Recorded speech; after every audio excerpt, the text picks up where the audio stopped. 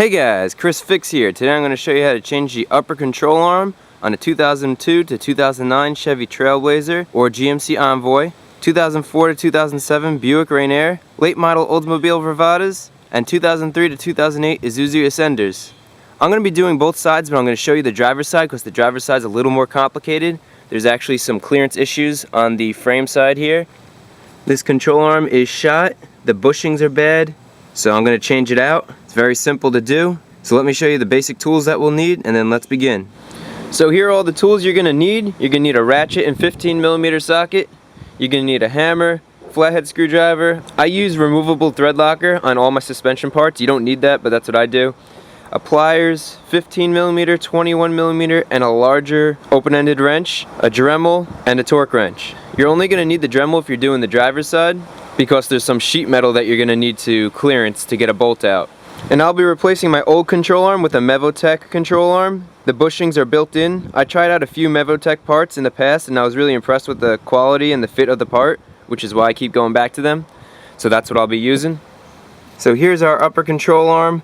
The ball joint is actually in the knuckle, so the control arm just has this pinch bolt right here. The reason why I decided to show you guys the driver's side control arm, I have to replace both the driver and passenger, but on the driver's side, this bolt has to be pulled out, and you can see right here, that's the metal part of the car, and there's no clearance here. What GM did was they built the car frame and put the suspension in and everything, and then they put the car body on top of the car frame. So there's no clearance to get this out. So we actually have to bend this sheet metal backwards. And we're not going to have to do that for the rear. We're just going to have to bend this plastic backwards just a little bit, but that'll move with your hands to get that bolt out. So let's begin. The first thing we're going to do is undo this pinch bolt right here. It connects the ball joint and knuckle to the control arm. Once we get that off, we'll get both of these bolts out and the control arm will come out. So with this pinch bolt, you're going to need an open-ended wrench and you're going to need a socket, and they're both 15mm. Just get it on there like that.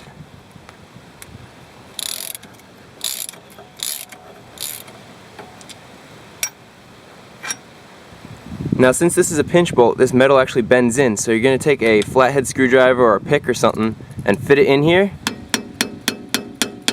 Hammer that in, which spreads that pinch bolt out. Now the next step is going to be hitting this, but before we hit the control arm, you can see this truck has ABS and the ABS wire is connected to the control arm. So we don't want to hit the control arm and yank on this cable in any way, so what we're going to do, since we're going to be taking it off anyway, now's a good time to remove this.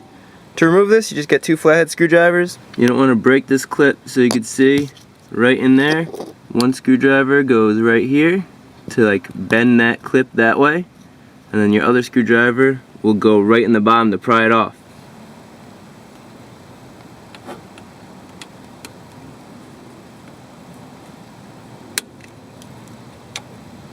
So now we could just pop up the control arm to prevent this knuckle from leaning on the ABS and brake lines here.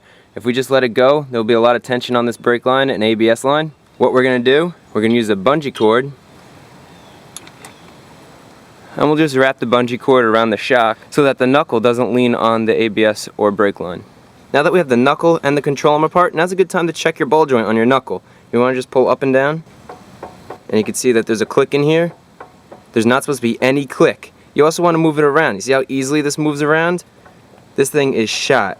So this ball joint's going to have to get replaced. But that's for another video. Right now we're going to focus on the control arm. So after we get the control arm pinch bolt off, the next bolt we're going to work on is this bolt right here. This bolt here is a 21mm. And because of clearance issues in here, we can't use a ratchet. So since we're using an open-ended wrench, this isn't really long. We need a breaker bar. So what we do is we get another long wrench and we just slip it over like that. And now look at this huge extension that we have, so we could break this bolt loose. And now we could just take this off the rest of the way with this open-ended wrench. Once we start running out of clearance here, you can't really fit this closed-end side of the wrench in. We have to switch over to the open-ended side of the wrench and continue to loosen it with that. So there'll come a point when you can't even get the open-ended side of the wrench in here because it's just too tight. And not only is there plastic here, but I don't know if you could see, the actual metal part of the body is right here too. But at this point, you could actually just loosen this with your hands, or if you can't loosen it with your hands, you could get a pliers that'll fit in here. Be careful not to strip this, because you're going to reuse this bolt. The other thing is, when you're taking this off, make sure that you don't mar or dent or groove the edge in here, because this is what the new control arm is going to sit on.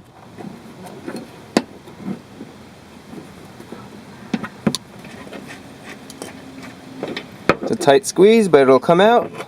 And there we go. That side's done. We're almost done with this job. And just to show you how bad these bushings are, since we have this back bolt off, I can move this back and forth.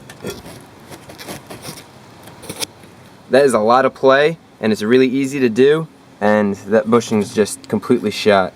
And just to give you an idea, this is a 2002, and it has 150,000 miles on it, so that's pretty much the lifespan of these bushings. Some people might get a little bit longer, some people might get a little bit shorter, but that gives you a basic idea. Now if we go over to the front part of the control arm, where we need to get this bolt off, you can see the body here is actually out that way a little bit. It's not just flat, which makes this a pain. So when looking from the driver's side in the engine compartment, you can see that's the bolt right there that we need to get out, and this lip right here is in the way. So you have two choices. You could try bending it, which is really difficult, or you could try cutting it with like a Dremel or a metal cutter. But you need to do something to clearance this little spot where this bolt is. You don't need to do the whole length, just this little spot right here. And once you grind that little area down, you could easily get that bolt out. Make sure that you use some touch-up paint to touch that up so it doesn't rust later on. So I'm just going to use a Dremel with a sanding bit, nothing special.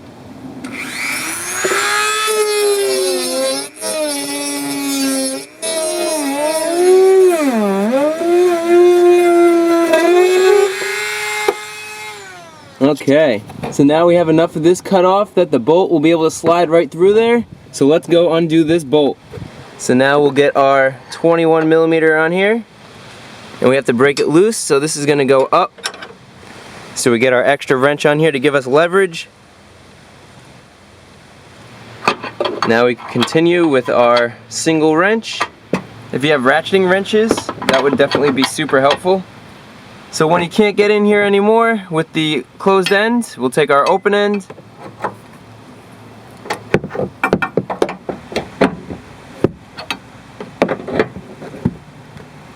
So we're coming to the point where this won't fit in anymore. It kind of grabs the edge and won't slide out.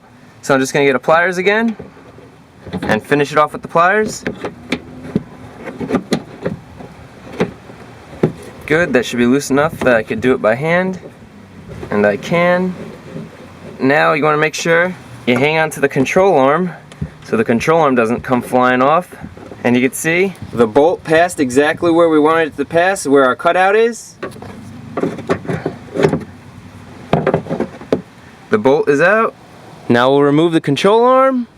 Now as always, I always check the control arms to make sure that they're the same. And these look good. They line up nicely. They look good that way as well. Remember that we have this clip on here that we need to take off and put on here. To get this clip off, I'm just going to get a pliers and I'm going to rock this back and forth as I pull. Good. You can see how this clip looks, so you want to make sure that you don't damage this. You want to put it in the new one. It's kind of like an anchor clip, so if you can, get a screwdriver in there, compress this a little bit. The wiggling forced this side to compress, and then I was able to pull it straight out.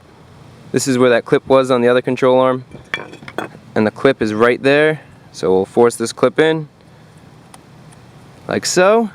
Now let's get this new control arm with the brand new bushings in and finish this job up. So the new control arm just slides right over where the old control arm was. It's going to be a little bit tighter, but it fits right in there just like that. The two bolts are the same size, so it doesn't really matter which one goes where, but I like putting things back to where they came from. So I'm just going to remember this one goes here and this one goes on the other one. So a lot of times getting this aligned so that the bolt slips through and you can tighten it is difficult. So what I do is I use a flathead screwdriver, get the flathead screwdriver through, and then just lift up until you can't lift up anymore, and that means that the threads are going to be aligned. So now if we look at our old bolt, you can see right there in between the two rust spots is where it screws in to the strut tower here. So what we're going to do is we're going to get some blue Loctite and put it right there. So right between the two rust spots, we're going to add some blue Loctite. That'll just prevent vibrations from loosening this up. You don't need a lot, just get it in those threads, and there you go. We'll get the bolt in there. Just start by hand tightening it. Might need to pull back on this metal here, give it a little more clearance. Once that's hand tightened in, we'll go to the other side, and again, you see the two rust spots. In between the two rust spots is the clean spot. That's where the threads sit on the strut tower. We'll just add some blue Loctite onto that. Good. And tighten that in there. I'm going through the engine compartment again. So what we're going to do is we're going to tighten each of these bolts as much as we can by hand until we can't tighten them anymore. Right there, it's kind of hard to tighten. And this is pretty tight here as well. So now we're going to tighten each of these down with our 21mm wrench. For the front one, I'm in the engine compartment again. Same deal, just tightening this up. Once this is tight enough so that I could tighten it from the wheel well, I'll tighten it from the wheel well. For now, I'll just tighten it from here. If you have a socket, 21mm socket that fits in here, that'd be good to use. So now that the bolt is past the body, we can get our wrench in here, hold on to the control arm, and tighten this down. We're not going to tighten it down all the way because we want to tighten down the other side a little bit too before we tighten this down all the way. Okay, that's in there a good amount. We're at the rear side of the control arm. Again, hold the control arm, get your wrench in here, and tighten this up.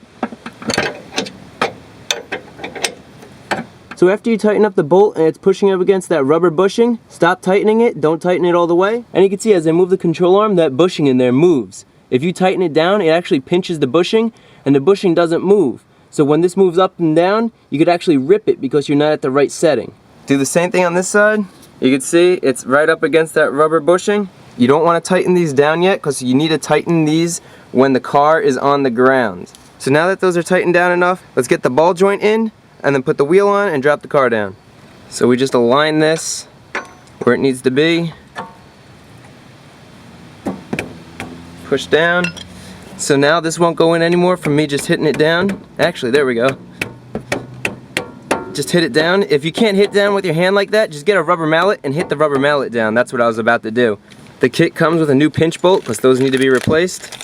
This pinch bolt should be able to be slid all the way in. If not, you need to make sure that this is down enough. Should be able to push this in by hand, just like so. I'm going to get a little bit of blue Loctite. I just put it on all my suspension parts. I put it right on the end here. Just a little bit, not a lot. The new pinch bolt is 16mm.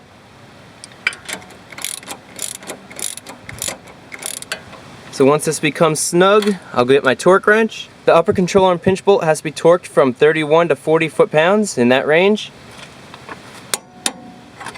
Good. So now, before we put the car back on the ground, we want to make sure that we put the ABS cable back in place. You can see this little cutout here for the cable goes right into the clip, and the clip just gets snapped in like that. And now we can take off our bungee cord that we had holding everything together. So our pinch bolt is torqued down. These two bolts that hold the control arm in are tight, but not super tight. We'll torque them down once we get the car on the ground. We got our ABS wire back in, and now the car is ready to get put back on the ground. Now you want to make sure you drop this truck on the ground very slowly. Now we have the full weight of the vehicle on both of these bolts, which gives us the correct preload on these two bolts back here. So we'll tighten them down the rest of the way until it's too tight to do by hand with one wrench. Like right now. These bolts have to get torqued to 108 foot-pounds. I can't get my torque wrench in here, so I'm just going to do it by hand. I have a good feel for what 108 foot-pounds is. It's just a little bit more than what you would torque your lug nuts to.